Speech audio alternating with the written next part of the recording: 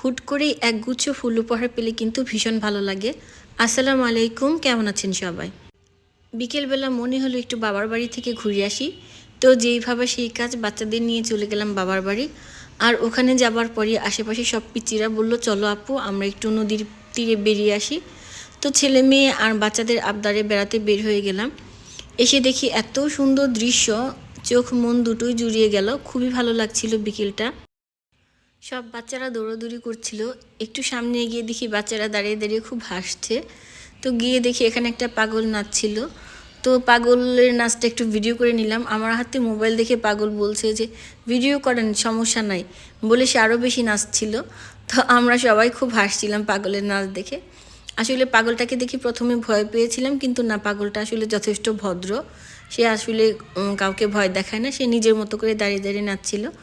তো পাগলের নাচ দেখার পর সব বাচ্চারা আবার দৌড়ে সামনে ছুটে গেল, আর আমি ওদের পিছু পিছু হাঁটছিলাম। বাচ্চাদের পিছু পিছু আমিও ছুটে চললাম আর একটা খামারে চলে গেলাম। এটা অনেক বড় একটা মাছের খামার। তো এই খামারের চারপাশে হচ্ছে লাউ গাছ, কুমড়ো গাছ বোনা আছে। হাঁটতে ভালোই লাগছিল। আর পাশে একটা বড়ই গাছ ছিল, সেই বড়ই গাছটা দেখে তো সব বাচ্চারা বড়ই পাড়ার জন্য অস্থির হয়ে গিয়েছে। কিন্তু এই গাছটাতে খুব বেশি বড়ই ছিল না, তাই বাচ্চারা বড়ই খুঁজছিল। আমরা হাঁটতে হাঁটতে আরও সামনের দিকে যাচ্ছিলাম। আসলে সবাই খুব মজা পাচ্ছিলাম এরকম সুন্দর একটা বিকেলবেলা এরকম জায়গায় হেঁটে।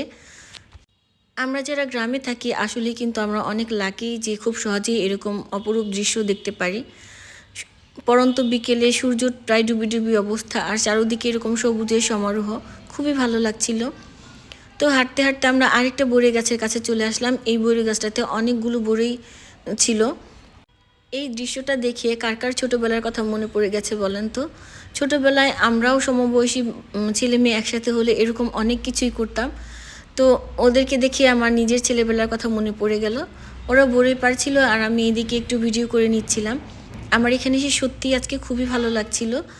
আর এদিকে এত গাছ, আর এই গাছগুলোতে অনেক লাউ ধরেছিল, কুমড়ো ধরেছিল, আর ফুলগুলোও দেখতে খুবই ভালো লাগছিল। আসলে ক্যামেরাতে ওরকমভাবে ফুটে ওঠে না যতটা না আমরা খালি চোখে নিজের চোখে দেখতে পাই। দৃশ্যটা সত্যিই অনেক সুন্দর। এইদিকে সব বাচ্চারা বড়ই পাড়ছিল।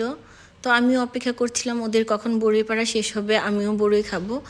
বড়ইগুলো খেতে একদমই মজা না, আমার তো একদম একটা মুখে দিয়ে আর খেতে পারিনি। এইদিকে হুট করেই সব বাচ্চারা আমার হাতে এসে ফুলগুলো দিয়ে দিল।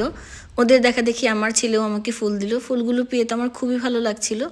ফুল তো ফুলই হোক, সেটা গোলাপ বা কুমড়ো ফুল। তো এইখান থেকে আমরা একটু সামনে আগালাম আর এই ধান ক্ষেতগুলোর একটু ভিডিও করছিলাম। এখানে ভিডিও করতে করতে বাচ্চাদের সাথে আমি অন্য একটা প্ল্যান করে ফেললাম। আজকে বাচ্চাদের সাথে অনেক মজা করব।